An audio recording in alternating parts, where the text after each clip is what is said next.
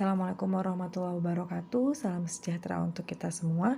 Baik, terima kasih saya sampaikan kepada ibu-ibu PKK Dusun Jatitaken RW 5 khususnya yang masih semangat untuk menyimak. Nah, pada hari yang lalu, pada kemarin kita sudah membahas tentang bagaimana pola hidup sehat. Nah, pada sore hari ini saya akan menyambung acara PKMD kemarin yaitu dengan menjelaskan tentang herbal yang dapat meningkatkan imunitas.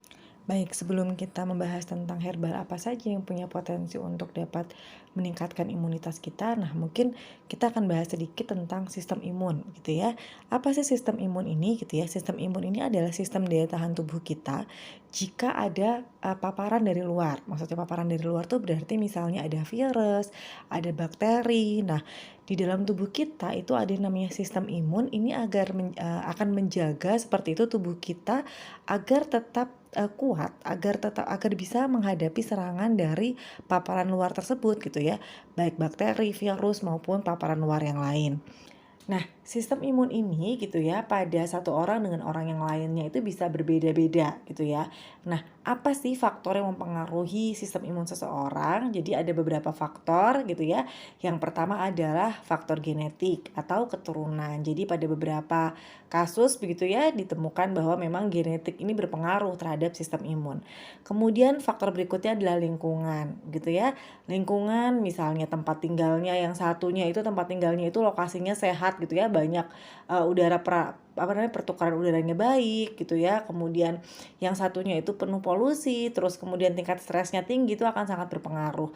Kemudian makanan junk food begitu ya, makanan-makanan cepat saji ini juga dilaporkan gitu ya, dia dapat meningkatkan kondisi stres tubuh gitu ya, sehingga sistem imunnya tidak terlalu baik.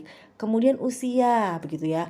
Nah, usia semakin dewasa seperti itu tentunya akan berbeda dengan yang masih muda seperti itu. Kemudian ada kondisi kesehatan. Ada orang yang sudah menderita penyakit-penyakit tertentu, tentu sistem imunnya tidak akan sama dengan yang sehat begitu. Dan obat-obatan juga punya pengaruh penting terhadap sistem imun. Tentang obat-obatan yang mempengaruhi sistem imun, ini ada contohnya gitu ya, ada beberapa yang memang dia dapat menurunkan sistem imun. Obat-obatan ini contohnya adalah obat-obat golongan kortikosteroid. Mungkin ibu-ibu pernah dengar dexamethasone, hidrokortison gitu ya. Nah, obat-obat ini itu ketika digunakan dalam jangka waktu panjang, dia memang dilaporkan dapat menurunkan sistem imun.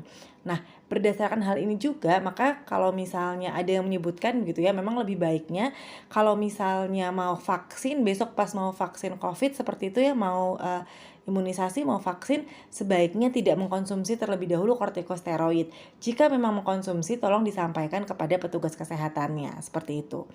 Baik, sebelum kita membahas tentang herbal, sebenarnya apa saja sih yang dapat meningkatkan sistem imun tubuh kita gitu ya. Ada beberapa vitamin sebenarnya seperti vitamin A, C, vitamin D begitu ya. Kemudian herbal. Nah, sekarang kita akan membahas herbal-herbal apa saja yang dapat meningkatkan sistem imun tubuh kita. Baik, ini adalah beberapa herbal yang diteliti memiliki aktivitas atau memiliki potensi untuk dapat meningkatkan sistem imun tubuh kita, begitu ya. Nah, ini ada yang pertama yaitu jahe. Ini mungkin saya jelaskan cepat saja agar video kita tidak terlalu panjang begitu ya. Ini yang pertama adalah jahe, takarannya 3-5 gram rimpang, dan dia tidak dianjurkan untuk ibu hamil begitu ya. Karena memang belum ada laporan bahwa jahe ini aman untuk ibu hamil. Maka sebaiknya kalau sedang hamil dihindari terlebih dahulu. Baik, herbal berikutnya adalah sambiloto. Nah, sambiloto ini penekanannya adalah tidak boleh digunakan bersama dengan obat-obat antikoagulansia atau antiplatelet.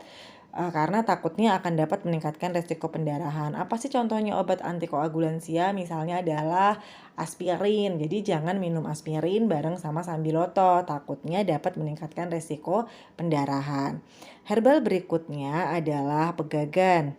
Nah, untuk penggagahan ini tidak dianjurkan untuk ibu hamil karena dapat memicu kontraksi rahim. Herbal berikutnya adalah, ibu-ibu pasti tahu semua ini, kunyit ya. Jadi kunyitnya memang sudah terkenal, dia punya kandungan yang namanya kurkumin. Kurkumin ini adalah baik untuk meningkatkan imunitas tubuh. Namun, untuk penderita yang memiliki masalah kerusakan saluran empedu, tidak disarankan mengkonsumsi kunyit karena akan dapat memperburuk kondisi kerusakan saluran empedu tersebut. Nah, herbal berikutnya adalah brotowali.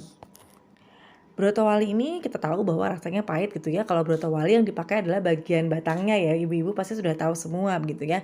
Nah, untuk penggunaan brotowali ini takarannya sekitar 3-10 gram batang.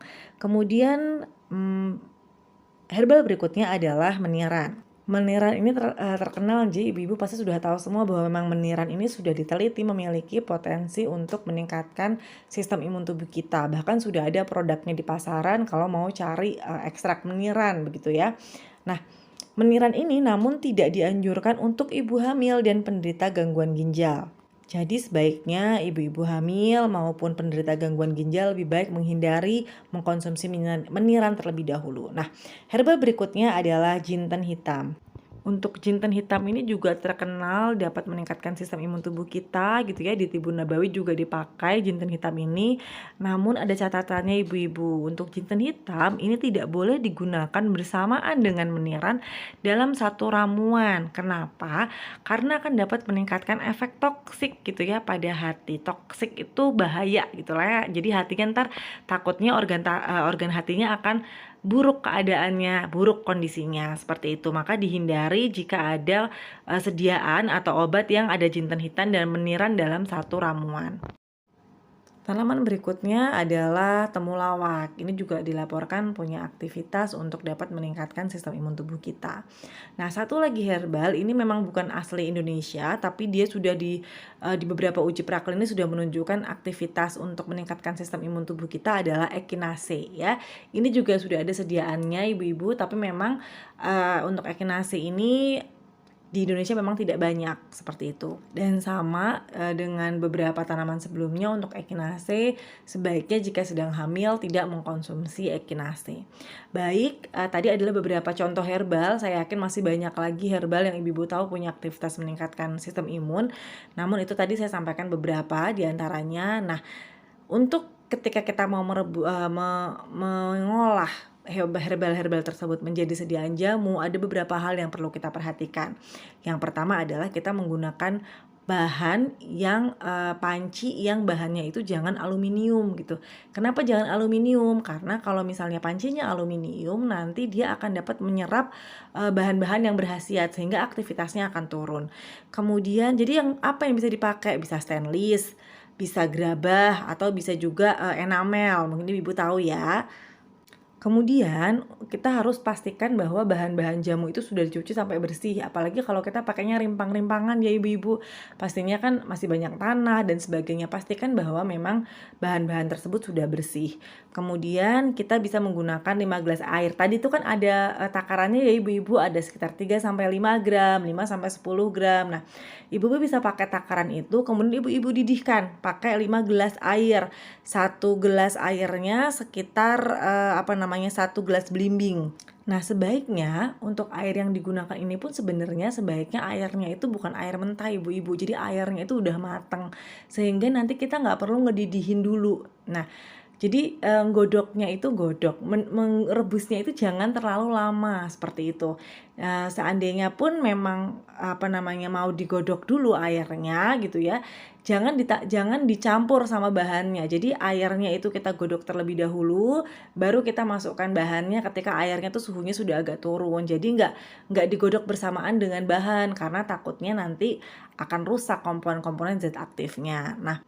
Nah tadi ya setelah 15 menit, jadi pakai api kecil setelah 15 menit, nanti kemudian sampai kira-kira airnya itu tersisa jadi separohnya. Tadinya kan 5 gelas ya ibu-ibu ya, dia berkurang separohnya sehingga jadi kira-kira 3 gelas saja seperti itu. Baru kita matikan apinya. Nah kemudian kita saring gitu ya, saringnya pas masih anget-anget ya bu, saring kemudian kita diamkan hingga hangat atau dingin baru diminum. Nah, karena hasilnya tadi itu menjadi 3 gelas itu masing-masing bisa diminum 1 gelas sekali minum 1-3 kali sehari setelah makan. Nah, yang perlu diperhatikan adalah jika ibu-ibu sedang mengkonsumsi obat dari dokter, obat apapun, obat-obat sintetik, diberi jeda amannya 3 jam ibu-ibu ya, 2 sampai 3 jam, tapi lebih aman 3 jam. Jadi agak lebih jauh gitu waktunya antara minum obat dengan minum jamu. Untuk apa? Untuk menghindari terjadinya interaksi antara obat dengan jamunya. Baik, itu tadi adalah beberapa herbal yang dapat meningkatkan sistem imun tubuh kita, sehingga harapannya ketika sistem imun tubuh kita itu baik, kita akan lebih sehat, sehingga kita akan tidak akan mudah gitu ya, tidak akan mudah terkena penyakit. Jadi kita akan insya Allah sehat dan bugar begitu. Nah, ada yang perlu saya tekankan di sini bahwa jamu-jamuan itu tidak membantu untuk membunuh virus COVID gitu ya, karena sampai saat ini belum ada penelitian yang memang diujikan praklinis maupun klinis seperti itu yang membuktikan bahwa obat herbal tertentu itu dapat membunuh virus COVID. Belum ada.